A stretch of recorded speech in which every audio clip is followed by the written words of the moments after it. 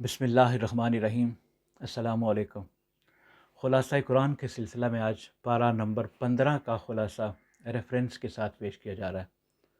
یہ پارہ سورہ نحل کے دوسرے حصے اور مکمل سورہ الاسراء پر مشتمل ہے۔ سورہ نحل آیت نمبر 51 سے 60 تک توحید اور شرک کی مذمت کی گئی ہے۔ اللہ تعالیٰ کی وحدانیت پر زور دیا گیا ہے اور فرمایا گیا ہے کہ دو معبود نہ بناؤ، صرف اللہ کی عبادت کرو۔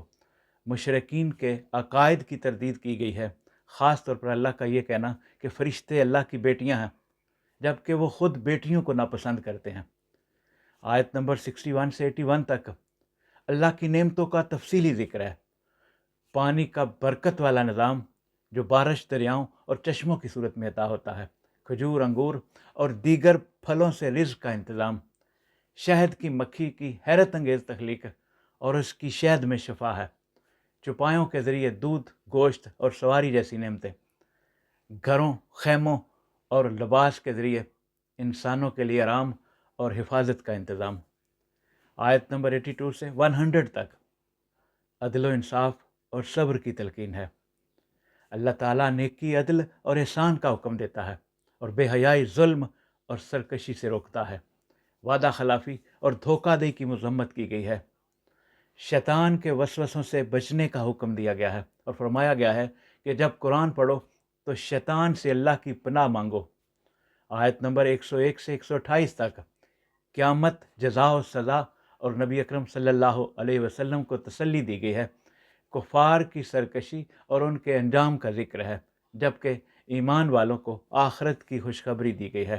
نبی کریم صلی اللہ علیہ وسلم کو صبر اور حکمت کے ساتھ تبلیغ کا حکم دیا گیا ہے اور دعوت کے لیے بہترین حکمت عملی اپنانے کی تاکید کی گئی ہے۔ اس سے آگے سورۃ الاسراء شروع ہوتی ہے۔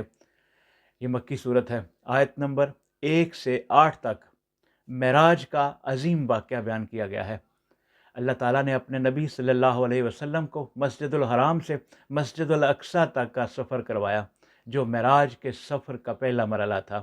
اس سے آگے بنی اسرائیل کی نافرمانیوں اور ان پر آنے والے عذابوں کا ذکر ہے۔ آیت نمبر 9 سے 39 تک قرآن کی ہدایت اور انسان کے لیے اخلاقی اصول وضع کیے گئے ہیں۔ قرآن کو رہنمائی کا ذریعہ اور ایک روشن کتاب قرار دیا گیا ہے۔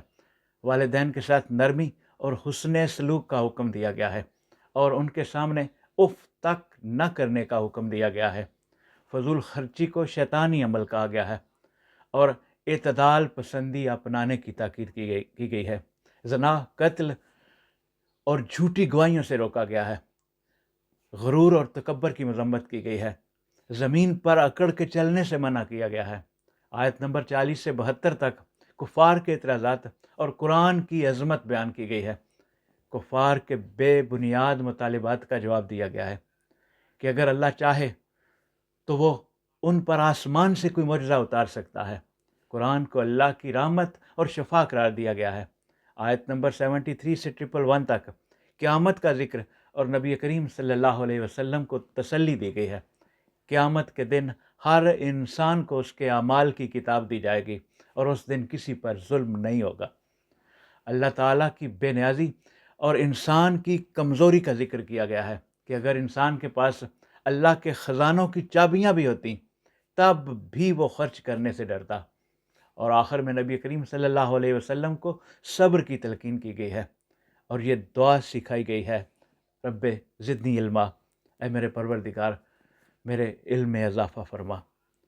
پارہ نمبر 15 کے اہم اسباق یہ ہیں: توحید پر ایمان، اللہ کے ساتھ کسی کو شریک نہ ٹھہراؤ کیونکہ یہی سب سے بڑا گناہ ہے۔ اللہ کی نعمتیں، اللہ نے انسان کو بے شمار نعمتیں دی ہیں، انہیں سوچنا اور سمجھنا چاہیے۔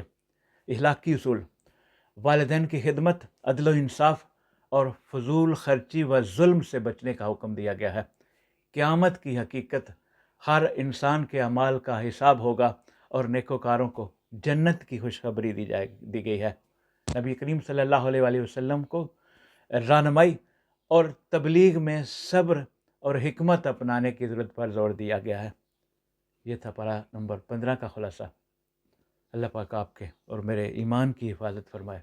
آمین یا رب العالمین۔ السلام علیکم۔